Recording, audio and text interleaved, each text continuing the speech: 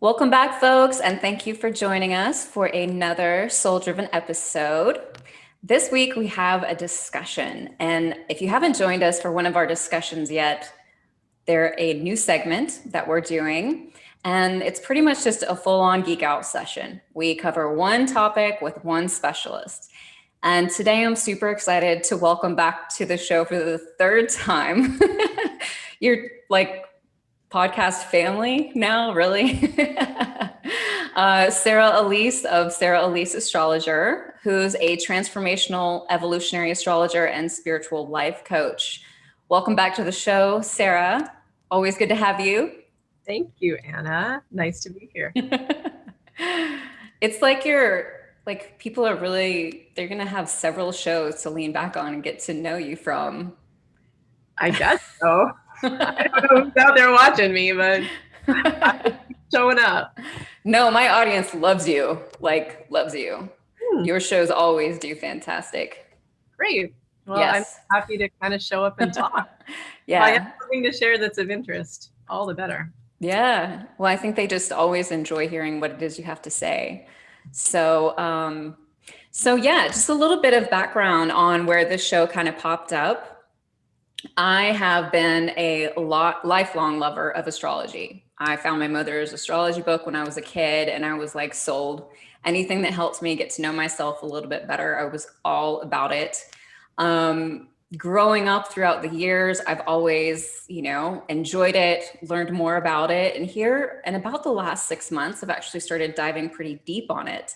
And I came across some really interesting things within the chart that stood out to me as being more interesting or more like solid and like concrete ideas for, long-term relationship compatibility within different charts that I'd never heard of talked about before within astrology. So I reached out to Sara and I was like, Sara, and wanted to geek out about it. And she was like, we should maybe like talk about this over a show. And I was all for it. So today we're going to be talking about like just astrological relationship compatibility. I've got a bunch of questions for Sara, and then we might actually dive into some live charts. So yeah, let's kick it off. I felt like a good place to start was with compatibility, right? Like when it comes to romance, how should we define that compatibility? And obviously this is, Romance is a bit different than partnership, is a bit different than like marriage, like, so what part, do you know what I mean? Like there's different energies, right? Like there's like attraction and sexual attraction and that kind of energy. And then there's like the person that you want to like spend the rest of your life with. Right. So there's different kinds of relationship dynamics is just what I'm kind of getting at. And I think that different times in our life, different sorts of relationships are appropriate for us. Right? Like I don't know that we're all looking necessarily for our forever person. Sometimes we just want to have fun and sometimes we just want to have sex. So that makes total sense. There's different things that you're attracted to for different reasons, and different parts of your birth chart will kind of define the parameters around that attraction and why you have it or what it is. Do you know what I mean? Like your moon, for instance, in your chart tends to be the thing that you're going to find most comfortable and most secure, like like that is your inner emotional security state, right? So for instance, if you've got moon in Sagittarius, which you do, you may find yourself really comfortable with someone who has a larger than life, grandiose, wise, intuitive, adventurous, right? Sort of more of that truth speaker, truth talker, straight to it, blunt, fiery personality. You may find that comfortable. There might be a sense of security in that because your emotional self is getting somehow validated, right? Like I have a Capricorn moon. I sure feel comfortable when I know someone has their shit together. That is definitely Capricorn. You got it together. I'm safe now. I'm comfortable, right? So, but that's a lunar thing. That's my inner security compass. Do I feel secure here? Do I not feel secure here? That's not my Venus. That's not So my, maybe for the sake of like the conversation then today, so that we can like narrow it down, because I think it's a really good point that there are all these different energies. And then it just kind of depends on the person, right? Because someone's going to see sexual and partnership and those kind of things like maybe as all the same, depending upon the type of person that they are, right? So I feel like there's a lot of variables there. So maybe for like today's conversation, we'll focus on like marriage or like long term, commitment compatibility. How about that? Is that sure. Yeah, okay. We I could, didn't even think like, oh, duh, there's all these different types of energies related to, and I well, love that you share that because that's perfect. it just that not everyone is going to stimulate all your parts. You know what I mean? Like your For moon is sure. going to have emotional security with someone. Then your Venus is going to want to, like, your Venus is picky. Like, everyone says Venus is the planet of love, but she's actually the planet of discernment. Well, values is like what I think of when I think of Venus, Yeah, like do your values align more than romance, exactly. And like, do we want the same thing? Mm-hmm. And you will be attracted, Venus, and want to pull in Venus. I want to tractor beam something that is congruent with my value system, like, so you value Capricorn, you have Venus in Capricorn. You value someone who is probably kind of professional success, right? I mean, like you, I want someone who's got their shit together. Yeah. But you have that adventurous moon, right? That needs to have fun and freedom and needs to be able to fight and debate and have all, and so those two qualities, how do you find those two qualities in someone? Right? The professional got their shit together, and then this adventurous philosophical free spirit. So then there's a negotiation that has to happen, right? What is more important to you? You might find yourself falling into a relationship with a free spirit and you're not getting your needs met. Or you might find yourself falling into a relationship with someone who's really professional and structured and disciplined and has their shit together, but they're no fun. So where's you have to almost understand yourself as a complete person rather than just like one thing, then Yeah. there's sexual energy, which is Mars is, they say, that is your like the quality of your, like the quality of your feminine, how you receive is Venus. Like, your feminine will feel safe when someone is strong, when someone is deeply stable and reliable, when someone can really hold you and be responsible for you and is willing to show you, right, Yeah. how they are that way, then your feminine will open up. And your feminine is the Venus, but your Mars is your male energy. So your Mars is in Virgo. Like, do you find that you want to extend yourself into relationships as a helper or as a fixer in any way? Like, how does that Virgo Mars express? Oh yeah. Yeah. I'm the, take on too much responsibility type of person, have to back off, Oh, really? Yeah, for sure. I mean, I think I find great pleasure in fixing things of all kinds. Something that I read that really made incredible sense to me, which I'd love to hear your opinion on this, is that women are attracted to like, the partner that is the sign of their Mars, and men are attracted to, male, female, like these energies, right? We don't have to stick with genders, but like a more masculine gender is going to be attracted to like what his Venus sign is. Do you see what I'm saying? Which when Yeah. I first learned about that and came across it, I was like, oh, this makes sense because Virgos have always been my kryptonite.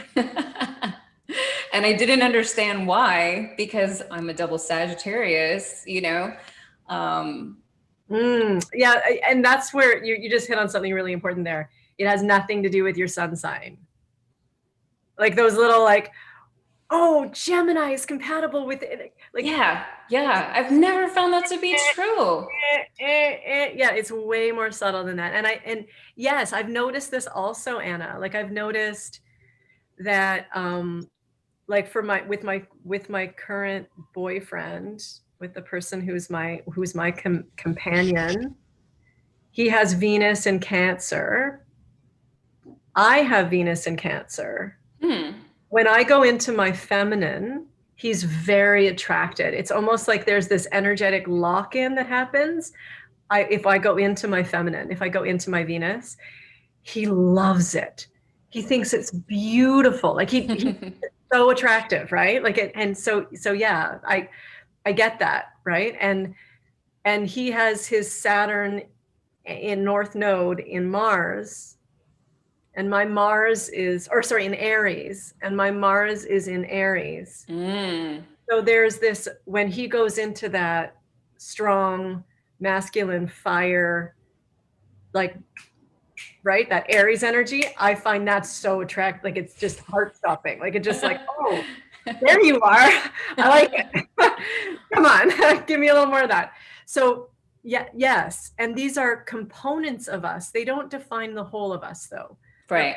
They're qualities, but they're really important qualities because like they're the qualities of sexual attraction and personal attract, like and like the male and female. And I guess that those are the dynamics between men and women, or women and women, or men and men. Like it's our male and female, right? That like it's the relationship between these two things that kind of comes into play in our own personal relationships. So why not? It makes perfect sense to me. Yeah, the energetics. Yeah. So the moon is our just kind of inner peace. Is that correct? I think like the moon is a little bit more like, what do I want to be home with? What do I trust? What do I feel safe with? You know what I mean? Like what, like if the Mars and the Venus are kind of like sexual attraction and fun and dynamic, like attraction energy, that moon is, you want to have the moon happy if you want to make a family with someone, or if you want to make a home with them, or if you want to stabilize and feel safe in the relationship. Like you want to make sure that your moon is somehow well aspected, I think, in the chart versus theirs. You know what I mean? Like, so in the synastry chart between the two of you, there's some way that your moon is supported. My teacher, Alan Oken, I did some astrology training with him on relationship years ago now. But one of the things that I really remember from what he taught is that a man's moon conjunct a woman's sun is the best relationship, because his feminine, his moon, and her masculine will be perfectly matched. If a man's sun is conjunct a woman's moon, his masculine is stronger than her feminine. They're matched, but it's a dynamic of inequity. So what would that look like?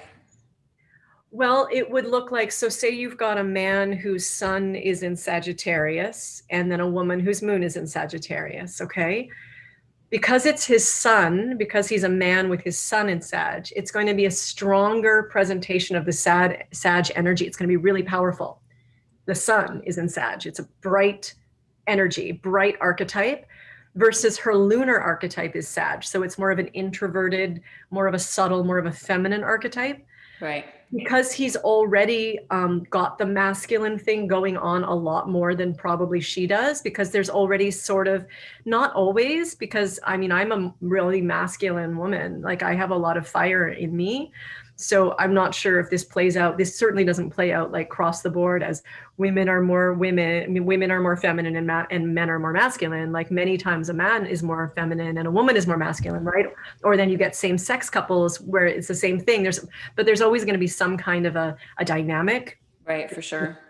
So if the more masculine of the partners has their sun on top of the more feminine partner's moon, that inequity will be almost over-exaggerated, to the point where the masculine energy will overpower the feminine. And so if you're okay with that kind of a role structure, that kind of traditional role structure, right? Where one of them is over the other, and that one acquiesces to that, and that there's this lovely dynamic that can play out as long as both people are okay with that.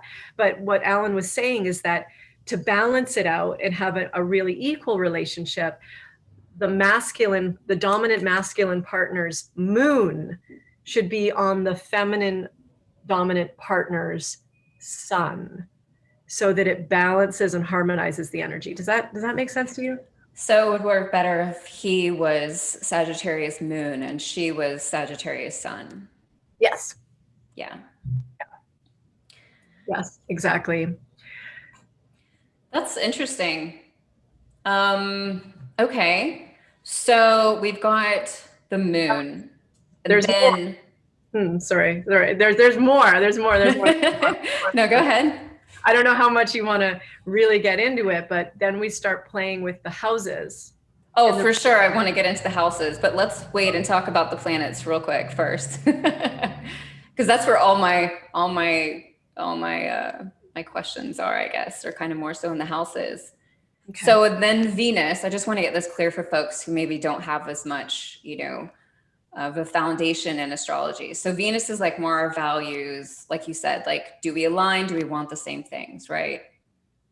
Yeah, Venus is what matters to you. She is like, when you go inside your internal temperament, that thing that is the quality of what you care about, what matters to you, what really means something to you, that's your Venus, right? And if you value yourself, you will have very high demand. You will demand what you need. If you have a lack of self-esteem or a lack of self-value, if you don't trust yourself, then you may get what you don't want in order to thrust yourself back in upon yourself to value yourself more. So you will attract to you something equal to your own sense of inner value. This is how Venus works. She'll draw to us the relationships that we need, right? So that we can love ourselves more completely. Yeah. And eventually we get to the place where we're just really honest about what we want. And then we draw it in because we're giving it to ourselves. Yeah. Yeah. I always said, unhealthy people don't attract healthy people. Like that's not really a thing, maybe on the front end side, but when it comes to like behind the doors, it's not going to work. You've got to be able to both kind of be in similar places in regards to how you feel about yourself, whether you like yourself or whether you don't. And I've certainly seen that like with my clients in the Akashic records, in regards to who it is that they're attracting. Because I don't know about you, but like with clients, relationships are always kind of top of line, right? Because relationships are life. And so that always plays into like such a huge dynamic. So that's Venus. And then Mars is like our sexual energy, right? It's kind of like the life-giving force, if you will. I always think of Mars as being like very masculine energy too. Yeah, Mars is the male energy and Venus is the female energy. So the active versus the receptive. Yeah. Like the Venus, the feminine is the receptive, right? It's a very powerful magnet energy, but the masculine is the extension energy. So it goes outward and it expresses and it moves out. It's the male energy. So, question before we go further. You specialize in evolutionary astrology. Does evolutionary astrology look at like romantic compatibility, like long-term success compatibility, different than like, I don't know, other different tenets? That's a tricky one. I think that evolutionary astrology looks at soul pathing, looks at the evolutionary intention of a relationship or the evolutionary purpose of a relationship, right? What you're here to learn together, where the relationship is going. It can look at past life elements in a relationship or whether there's something that you're pulling through. It can identify whether there is a past life connection, but whether or not it can identify long-term success, I don't know about that. At least I don't know how to identify that in the chart. I don't know how to see whether two people will stay together. I don't know how to do that. I can identify like some of the subtle things that might come up or some of the dynamics that might be from a past relationship together. I can definitely see that. But I don't know how to, I don't, yeah, I don't know. If you come across any way to see in the birth people who will stay together for, yeah, I would love to see that. I would really But love wouldn't that like remove the free will, aspect of our lives? I mean, I think is like that. when I consider compatibility anyway, it would be like, I mean, every couple is going to have differences and every couple is going to have issues and every couple is going to go through things. But like, do you commit to going through those things together? Mm-hmm. It's like the couples who last for years and years and years, decades, I should say, are the ones who like, my partner and I, we have a relationship therapist, couples therapist. And we used to see her pretty often, and her thing was always like, it's a choice. It's a daily choice. Do you continue to decide to be with this person or not? There's going to be things about them that upset you and things that don't. So I would think that more so like evolutionary astrology, because you can look at things like past lives, because those definitely affect our current lives so intensely. And then the evolutionary like possibilities, Mm-hmm. that's huge, right? I mean, all you can do is kind of give people some some markers. It's kind of like even a couples therapist who's going to say, well, she likes this and you like this, and like, do you want to meet in the middle, like right? But do you know if like evolutionary astrology, I guess it does look at like compatibility different then, right? Because not all, or do all tenets of astrology look at things like past lives and the evolutionary capabilities? No, I didn't think so. Not at all, not at all, not at all, not at all. It's a very specific way of looking at the birth chart. It takes a lot of time to learn it. It's very nuanced. It's very deep. I just did a 3-day training with one of my teachers on evolutionary astrology and synastry. And I think it was like, gosh, I mean, it must have been about 10 or 12 hours of teaching total, right? Yeah. Like 3 or 4 hours a day for like 3 Saturdays. And we went so deeply into it, and it was multi-leveled, and it was, to really do a proper synastry between two people is a complex and very time-consuming task from an evolutionary astrology perspective. I don't actually know that I have ever done that, like to that depth. I do it with my own relationships. Like I've been analyzing my own relationship chart with my current boyfriend from that perspective, because as I was going through the course, of course, I was using my relationship as an example. And I've also had past life memories from this relationship that came up like 2 weeks after I met this person. I sort of remembered an entire lifetime that I'd spent with them. So I've been kind of piecing together my own past life memory with him, the dynamics that I've noticed in the relationship since we came to it about 4 months ago. It's only been about 4 months, right? But we got pretty close very quickly. And then now overlaying the evolutionary astrology paradigm. So I'm starting to be able to see how things are presenting, and I can read, I can understand because of the dynamics in the birth chart. Like in EA, the first thing you would always want to notice is the nodal axis. Okay. So we'd want to go to the nodes of the moon in each of the charts and see whether there is a planet from one partner. Like, so say we have partner A, Ahna, and then we have partner B, Carlos, right? Ahna and Carlos. And so Anna's nodal axis is thus.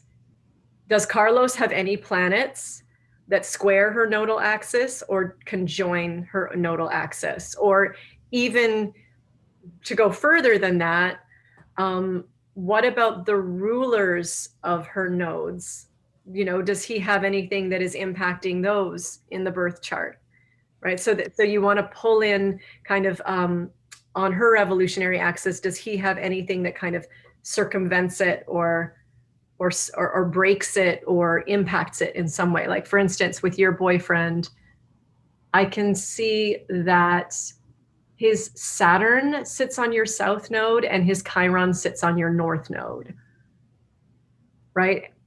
So there is something really strong, and his Saturn is in Capricorn sitting on, like it's, so there's something really strong in your connection, at least for you. Like, he's played a Saturnian role in the past, and in the future, he plays more of the role of the teacher or the guide or the spiritual, whatever Chiron represents to you, right? So there's that, the north node is connected to Chiron, but the south node is anchored in Saturn. So if you look at Saturn, like, what are some of the archetypes that Saturn kind of represents for a person? Like, perhaps Carlos was a bit of a parenting figure or a strong discipline figure or a control authority figure in your life, perhaps a father, or perhaps Saturn is a lawmaker, right? Oh yeah. Right. No, we always get into these little tips because when he wants to talk to me about something, he like gets in this energy, and my like inner child immediately is like, Dad, stop. I'm like, you sound like my father right now. And he's like, I'm not trying to. And I'm like, you're just doing it. But that's a memory for you, like that it's a vibrational match, right? That his Saturn plays this role for you inside your own memory bank, right? Whether or not you actually had a past life with him and he was your father, I don't know. I mean, how are you supposed to know that unless you unequivocally have a dream, remember it, have some kind of I don't know what, you know what I mean? But the resonance is there. The archetypal frequency is the same. Yeah. You will feel like that. And do we want to stay in our south node? Like, do we want to hang out there, or do we want to move forward, right? So sometimes if we have, like, I had a friend who had, his Venus was conjunct his girlfriend's south node. Her Venus was conjunct his south node. And despite the fact that he kept telling me that he didn't want to be in the relationship and that he knew it wasn't going to last forever, he couldn't get out of it. He kept saying there was something unfinished. Okay, Venus conjunct each other's south nodes. Clearly they love each other. Clearly they have loved each other before. But do they want to stay in the south node? Or do they want to move ahead? Do you see? So the south node is what happened in the past. Yes. And the north node is what we're walking into. Correct. Theoretically, yes. Like on a simplistic level, yes. Right. Yes, exactly. Okay. Yeah. Okay. So I just wanted to clarify that for folks who have no idea. Thank you. This is going to be a little technical of a conversation, which may throw some people off. But if something is attached to your south node from another person, that quality might feel a little bit more, it might be a little more annoying, right? Like, it might be a little bit annoying to you when Carlos plays daddy and tries to be all controlling. But it might be really, really attractive to you when he goes into his Chiron in Cancer, and when he softens, and when he becomes humble, and when he becomes sweet and nurturing. That feels more attractive to you, because that is stimulating where you're moving in yourself as well, right? Like, so there's like, you're almost like you might, do you notice that in yourself? Because my north node is in Cancer, correct? Is that what you're saying? And his Chiron is conjunct your north node. So the quality of his Chiron pulls you into your destiny, right? The quality of his Saturn reminds you of your past. It's familiar, and may have like things from the past associated with it. Times when that was not appropriate. Times when you had to take that kind of abuse again and again and again and again and again and again, and you had no choice. And now you're like, no, I'm not going to take that. Don't tell me what to do. Yeah. Well, I had him and my father are very similar, and their charts are pretty similar too, which is interesting. So there's like that dynamic too. So let's like kind of dive into the houses because I'm like I so want to talk about the seventh and eighth houses with you, especially the seventh house. So I've got a little definition for folks here for the seventh house. I just wanted to read out. It's basic, but that way you're kind of with us here. Um, and this is what like really grabbed my attention, the seventh and eighth houses. And you could obviously fill me in if there are additional houses, but the seventh house, um, so here the alter ego, companionship, one-on-one connections, marriage, the other half, partnerships, first marriage, lawyers, counselors, mediators, and contracts are being covered. So it's very much a house of like partnerships, the ability, the willingness to compromise, marriage, and other commitments. Um, and it's ruled by the planet Venus, just FYI. But when I first dove into, like, I guess when I really dove into the seventh house, it just blew me away, at how on point it was. And then when I looked at like, my seventh house is in Aquarius, and where Carlos's seventh house is in Leo, and like I had never read anything, that really I felt like described our relationship dynamics the way that the seventh house did, and then even our eighth house placements. So I'd love to hear what your viewpoint on the seventh house is, like how important that is in a in a hot romance chart. Well, I loved Stephen Forrest's take on the seventh and eighth house. He's quite a remarkable astrologer, and I really agree with him in that the seventh house is the house of contracts, but the eighth house is the house of marriage. And the way I look at it is like for the last how many thousands of years, like 5,000 years, basically marriage has been a contract, right? Or a way to acquire more wealth, property. Your wife was your property. I mean, she was like the same as chattel, right? Your family, your offspring. If you were a man in the patriarchy, particularly in the patriarchy, right? Your offspring and your woman Just basically everywhere.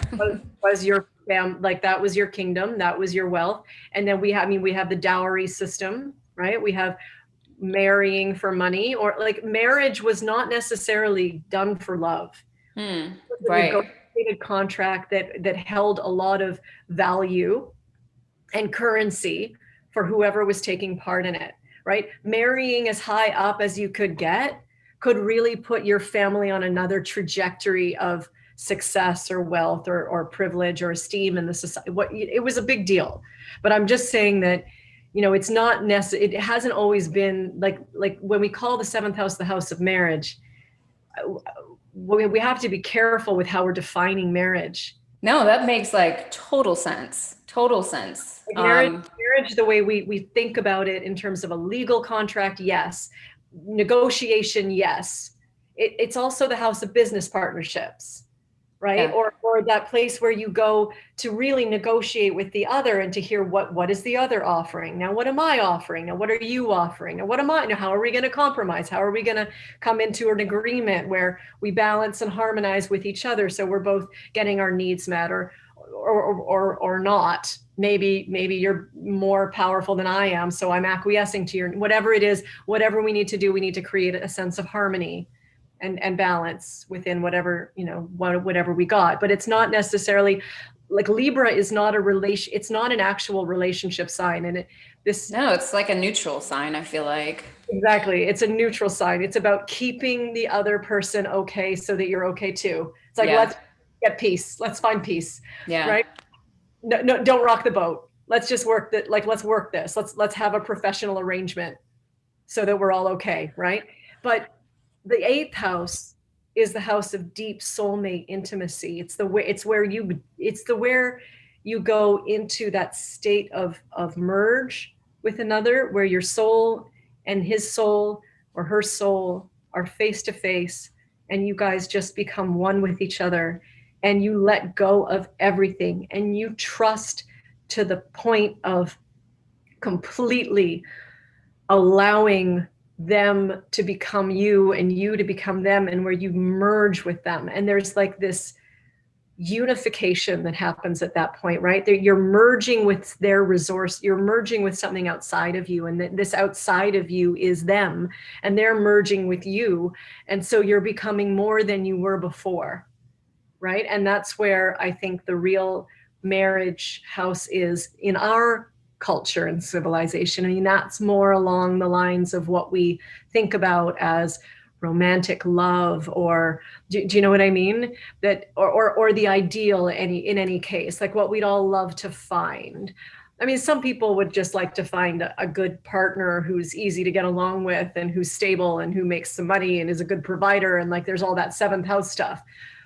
But some people want to just go all the way, right? And just like find that forever union, that soulmate. And perhaps that's why when you were reading out the description of the seventh house, it qualifies first marriages, because first marriages are perhaps a bit more of a negotiation, right? We create the stable ground within which to hold a family together. It is like a business. I always think of my first marriage, it felt like a business, felt like a partnership where we were like creating a family, and we were, partners in that. But hopefully, to find the union of souls, like to find the soulmate, to find that ability to go to that depth. I mean, that sounds that like that as you cross into your older years or past your midlife, and you don't necessarily need the same partnership, you don't need the same structure. Hopefully your marriage evolves to that. And if it doesn't, if it dissolves, then hopefully we find that in our second partner. Interesting. So the eighth house then is more of, so the eighth house, just a little description here for folks. It is ruled by the planet Pluto, Scorpio. It's also the home of transformations and crises, people's attitudes towards situations, sex, rebirth, death, personal development, the partner's resources, regeneration, psychology, addictions, inheritances, divorce, money. It represents ambitions, metamorphosis, sexuality matters, death, and rebirth. So basically, what you're saying then is like the seventh house is like maybe a descriptor of marriage for. I have been watching Bridgerton's. I don't know if you've seen that show. No, should I? I mean, I don't know. It's whatever. It's entertainment. That's it. Every once in a while, I'll get like sucked into something because I usually just can't be bothered by TV. I've watched the same shows over. I don't even know how many times I've seen The Office. I can't even tell you because I just, yeah. But it's definitely like set back in the early 1800s, and everything is about marriage, and everything is about finding the right husband, and like being like exactly what you're talking about, like being that property. I think I have seen the first episode of that. It takes place in like kind of Victorian England, doesn't it? In like court, or it's even earlier than that. Maybe it's even earlier than that. It's like the 1815, like right around then. Okay, yeah.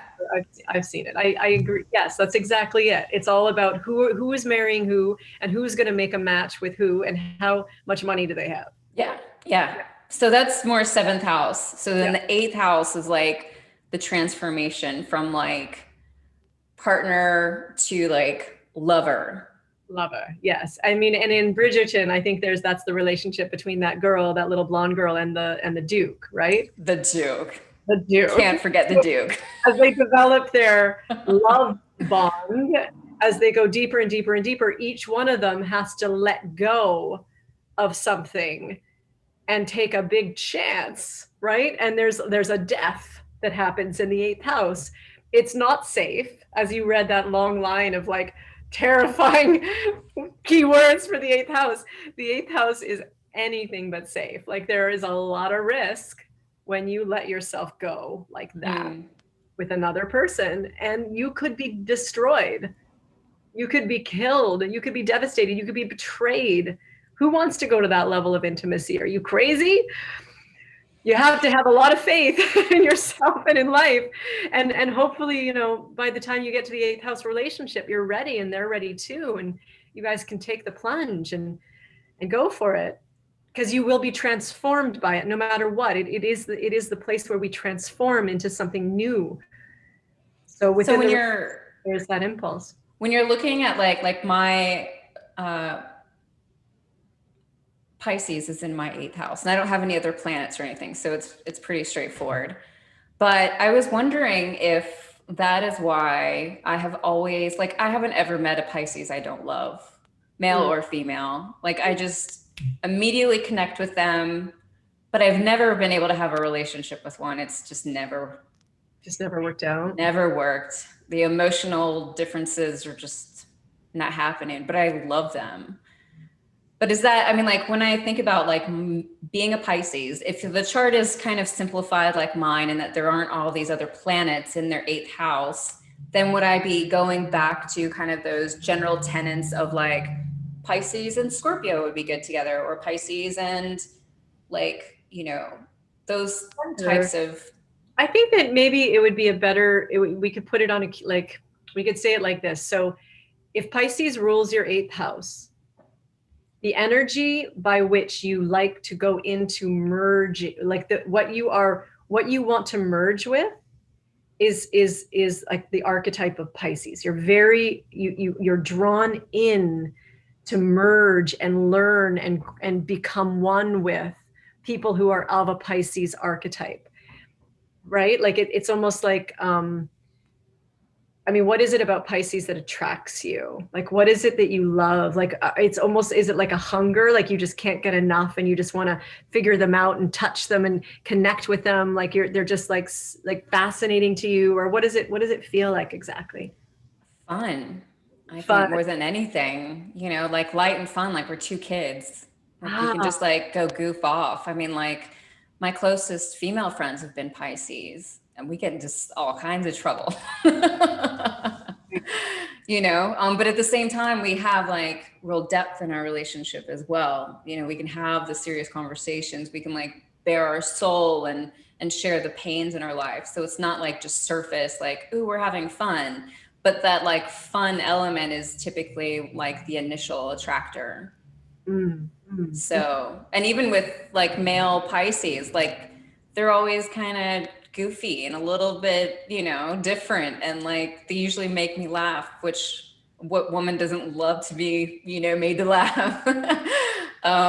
But it's not like it's this like, I would say the Virgo man for me, like freaking basically all like any movie star that I ever think is hot, I'll like look him up or something, which is very few. And it's either Virgo or Libra, you know, so it's interesting to me. And especially after hearing your like talking about this transformation that takes place in the eighth house. It's really fascinating. It is really interesting. Like now that I think about it, I've got Capricorn ruling my eighth house. And I do feel always very attracted by Capricorn energy.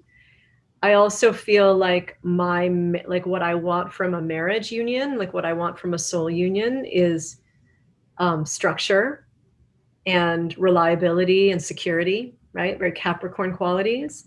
Whereas perhaps what you want from a soul union is a bit more whimsy and creativity, right? Pisces is spirituality. You want that free flow to be able to go anywhere and everywhere all the time and to just be one with everything. Like perhaps you're seeking that kind of feeling, whereas I'm seeking more like, okay, well, how are we going to merge our resources? What do we got? What's our capital? How are we going to build something here? Like Capricorn, how are we going to make a business of this? but then here's like the madness of it is like, sure, maybe being light and fuzzy is fine or whatever. But then like my Venus is in Virgo, and my Mars is in Capricorn. No, or maybe I've got those flip-flopped. Your Venus is in Capricorn, your Mars is in Virgo. Yeah. Perfect. So then I've still got that like I need someone who chills me out a little bit, because otherwise it's, you know, But you see, it's not always so easy. That's why it's so silly to look at websites that say, here's your match. Like it just doesn't, and everybody is a complex system of many, many different urges and needs and memories and inclinations and styles. Like to find that one person that you match with, like how many thousands of people do you meet until you find that one person that you match with? Yeah. Like it's like it's almost like the puzzle pieces just have to be perfect, like they have to just come together and really work, like, and it's that intangible But magic do that, they, you know? can they ever work perfectly? I don't know. I don't know if there is such a thing as I think perfect. that was definitely like, I mean, I felt like the final like kind of outcome of this discussion was I just thought it would be really interesting to dive into all of these different elements so that folks see it's not just like you're saying, like in the magazine or on the website where it's like, oh, your sun signs, like you're gonna be together forever. It's like so many different things, and then the chart, there's so many different elements, and that's not even taking into account like your life. But let's narrow it down. Like if you were looking at your chart and you were like, okay, what does Ahna want ideally from a relationship? We have like identified a few significators, right? For So sure. let's just repeat those and like highlight them. Like number one, what is on your seventh house cusp? What sign is sitting ruling the seventh house? For you, it's Aquarius, okay? So we know that Anna's ideal partner is going to be Aquarian in nature. What are some of the Aquarian archetypal, um, you know, keywords? Oh, eccentric, humanitarian, intellectual, out of the box, unique, Independent. independent, detached. Then, where is Anna's seventh house ruler located in her chart?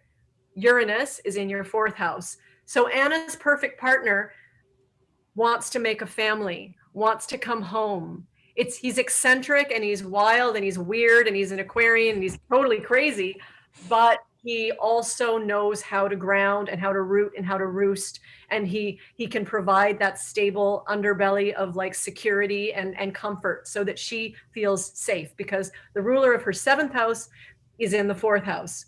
So her marriage and family are connected, right? Now, when we get to the eighth house, what do you find the juiciest? What do you want to merge with? What do you want to go into? What do you want to become one with?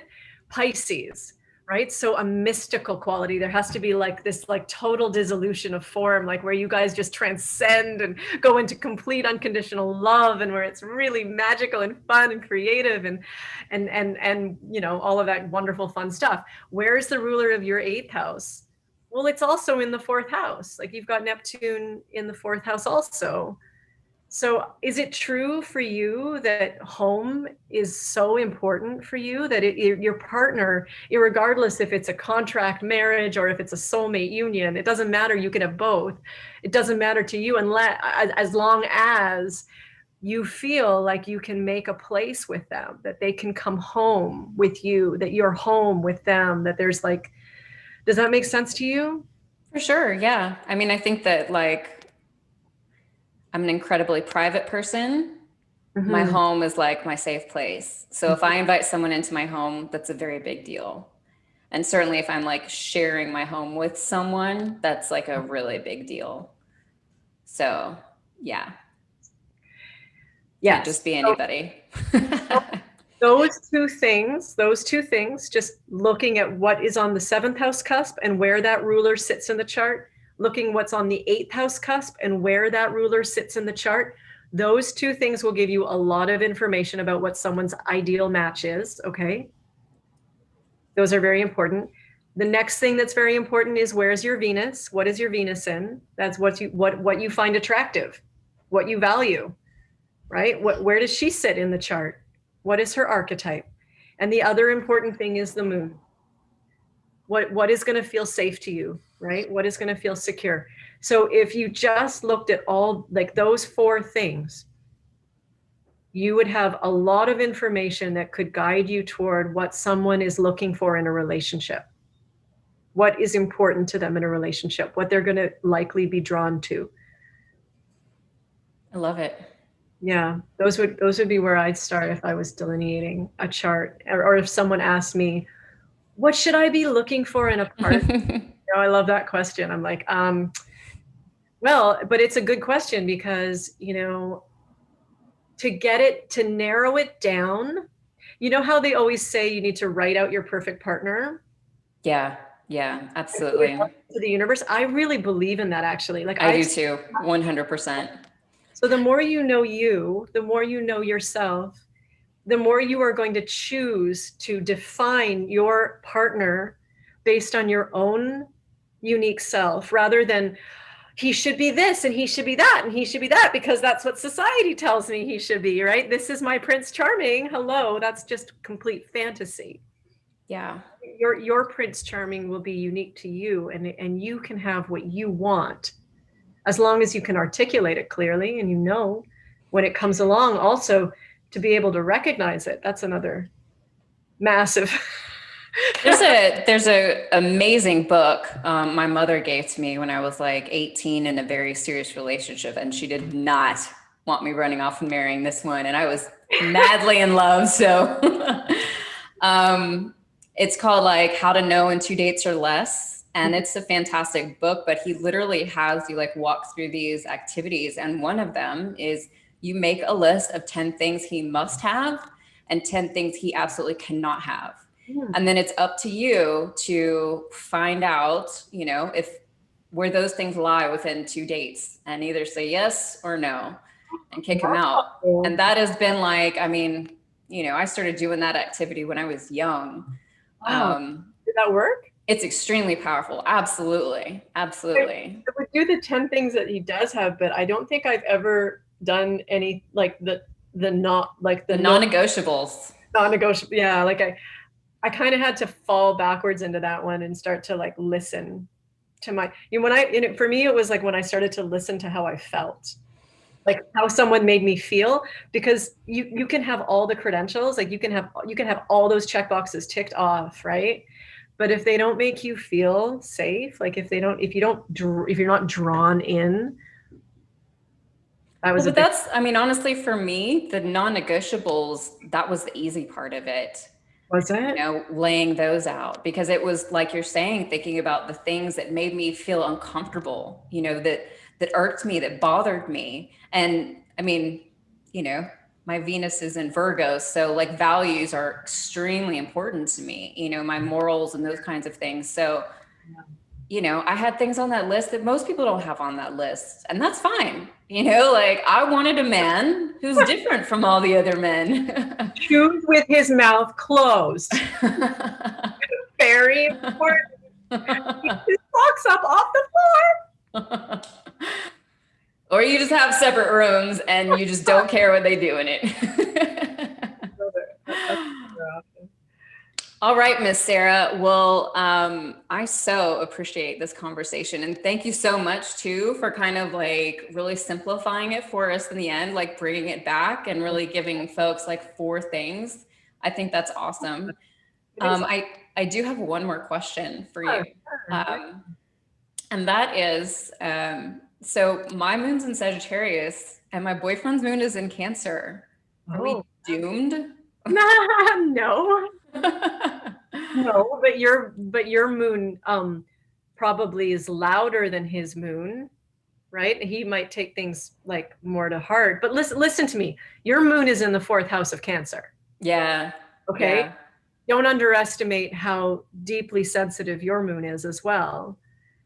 And like how close to yourself you hold things. Oh, for sure. Home is everything to me. I hold things close, right? Cancer holds things close. And his moon is in the 5th house, which is a fire house. So he may be Cancer, but he's got a little strut in there, right? So it's interesting to notice kind of the subtlety, like you have a fire moon inside of the house of Cancer. He has a Cancer moon inside of a fire house. So there's a little bit of a, possibly the correlation might work a little bit better. Like you might find, do you ever find that he overreacts and then throws a little drama, and then like, does that And it's hilarious when it happens because he's not dramatic. But when it's dramatic, it's like, oh, come on now. It's so funny. Then your Sagittarius moon can just laugh with, and find it charming and delightful, right? Because Yeah. he's playing a little character and he's having his fifth house drama of his Cancer moon and being personally affronted and taking everything way too personally and Oh my serious. gosh, I can't believe you said that. So your Sag moon, can let it roll off her back and she can laugh about it. She doesn't, you know what I mean? She can maybe has a lighter heart around that stuff because you can elevate beyond the personal so easily, yet still know what the personal is. You know Yeah. the truth of the person. You know what matters to you, but you're not going to get hung up on the periphery, right? The drama. So it's not just the planet or like the sign, it's also the ruler of the sign that you want to look at, correct? No, it's the sign, it's the position where it is in your chart, it's the house where it's located, it's how it's communicating with the rest of the chart. It's nuanced and subtle and it's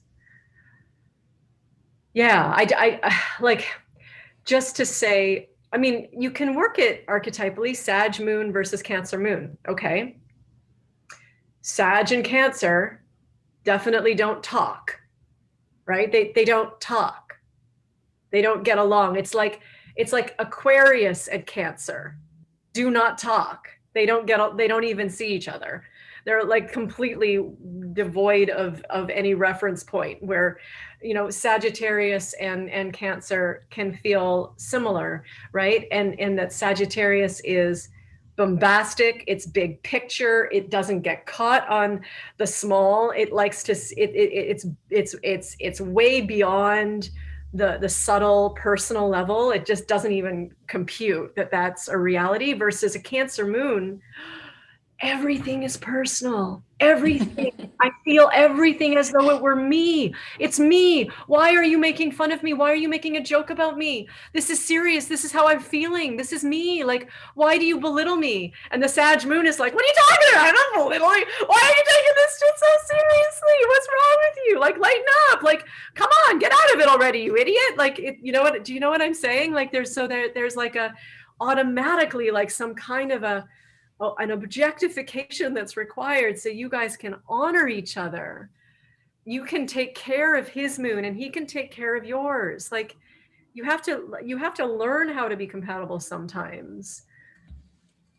Yeah, that makes total sense.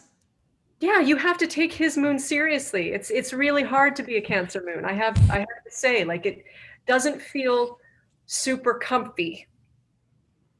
Very sensitive. Do you know about Yeah. do you know your boyfriend in that way? Do you know that part of him? Well, the interesting thing is that when I was younger, Cancer men loved me like crazy. And I had the relationship I was talking about when I was 18. And I mean, it was like this, like, couldn't get enough of each other for 3 years. It was this crazy, yeah, they were all Cancers. So when I was a hairstylist in my first life, I always knew when a woman, like a female Cancer, sat down in my chair. Like, I know Cancers really well. I really enjoy them, actually. My father's moon is Cancer as well. So it's not, it's very familiar to me, even though it is very different. And there's that subtlety of you living in the fourth house of Cancer. Your sun is there, your moon is there, your Uranus is there, your Neptune is there. Like you've got your Mercury is there, right? Like everything for you is in the fourth house. You've got a huge stellium there. So you have that rapport and that affinity. And we wouldn't know that just by looking at moon in Sag, moon in Cancer. So I guess that's the very long answer to your question. You can see the limitations in just playing sun sign astrology. It really is, it's basically just entertainment. I Like love it. if you want to get into it much more deeply, you have to have a real conversation with someone who perhaps knows what they're talking about, or else you yourself have to learn how to read it at a deeper level. Do you do much like compatibility charts for folks? I do relationship charts all the time. Okay. Yeah. Everyone just needs to come see Sara. They're Book a session with Sara. They're difficult, like they're not easy, right? Because they require doing an individual reading for each partner and then pulling them together. I would think that's the best way to do it, though. That's the best way, because you are two unique individuals Yeah. and then you're coming together. And so you have to understand each other. And like the best is if each partner is with each other for their reading. That's amazing, right? To see that, like to see the honoring, right? Like when you start to recognize who your partner is as an individual, Yeah. and then you see why when he does this thing and it always bothers me, and then you start to have compassion. It's I mean, this is something that like I'm really thankful in my relationship with Carlos. We both, I mean, like even, with some of like the therapy sessions he has, like he'll share them with me and I'll listen, or things that I'm doing, he'll listen, because like you said, they help us to understand each other better and understand why, those little things that maybe drive us crazy, or the little nuances of their, moods and personality. It gives you, like you said, so much compassion. I mean, that's why I love astrology in and of itself. For my own, I need compassion for myself, you know. But within a relationship, I just think it's extremely powerful. So and I feel like today I've certainly really learned a lot, and I hope that our listeners have as well, because I think that when we start to take these things, we utilize these tools. It's just kind of like couples therapy. It's a tool, learning how to communicate better with each other, through a different lens, learning how to talk with one another, whatever the case may be. Astrology is the same thing. You can learn about the other person, figure out what's working, maybe what's not, and be able to make a decision from that point. And then you can get over it, stop taking everything so personally, right? Because it's not always necessarily about the other person so much. It's just kind of who someone is. That's true. It usually always is just who someone is. And I guess even knowing that as well, then you can make a decision, right? If you know who someone is and they're likely not going to change, Yeah. then Yeah. there's that as well. That's the negotiation part of it. Yes. Well, Yeah. thank you so much again, Yeah. Sarah. Love So much having you on the podcast and geeking out with you. so much fun to hang out with you. I love Yay. it. Okay. All right, folks, if you were inspired by today's discussion, make sure to leave us a review on iTunes and subscribe. Be sure to sign up for the email list to receive podcast updates, tools, meditations, and don't forget, when we invest in ourselves, the world benefits. Until next week.